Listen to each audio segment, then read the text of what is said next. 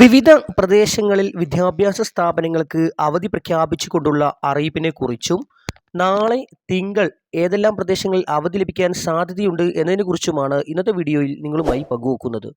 വിശദമായ വീഡിയോയിലേക്ക് കിടക്കുന്നതിന് മുമ്പ് ഈ വീഡിയോ ആദ്യം ഒന്ന് ലൈക്ക് ചെയ്ത് കാണാൻ ശ്രമിക്കുക. നമുക്ക് നേരെ വീഡിയോയിലേക്ക് കിടക്കാം.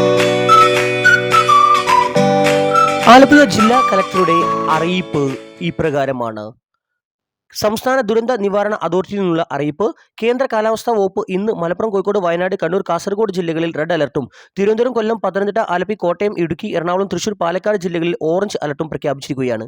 ആയതിനാൽ ഇന്ന് വൈകുന്നേരം 3:30 റെഡ് അലർട്ടുള്ള ജില്ലകളിൽ, വൈകുന്നേരം 4 മണിക്ക് ഓറഞ്ച് അലർട്ടുള്ള ജില്ലകളിലും മുന്നറിയിപ്പിന്റെ ഭാഗമായി ജില്ലയിലെ കവച മുന്നറിയിപ്പ് സംവിധാനത്തിന്റെ ഭാഗമായുള്ള സൈറണുകൾ മുഴങ്ങുന്നതായിരിക്കും എന്ന അറിയിപ്പ് ഇപ്പോൾ ലഭ്യമാക്കിയിട്ടുണ്ട്.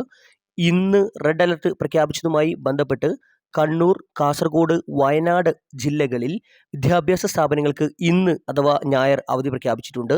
നാളെ റെഡ് അലർട്ട് പ്രഖ്യാപിച്ചിരിക്കുന്നത് മലപ്പുറം, കോഴിക്കോട്, വയനാട്, കണ്ണൂർ, കാസർഗോഡ് ജില്ലകളിലാണ്. ഈ ജില്ലകൾക്ക് പുറമെ തിരുവനന്തപുരം, കൊല്ലം, ആലപ്പി അല്ലാതെയുള്ള മറ്റ് ജില്ലകളിൽ ഓറഞ്ച് അലർട്ടും പ്രഖ്യാപിച്ചിട്ടുണ്ട്. റെഡ് അലർട്ട് പ്രഖ്യാപിച്ചിട്ടുള്ള ജില്ലകളിൽ നാളെ അവധി പ്രഖ്യാപിക്കാൻ സാധ്യതയുണ്ട്.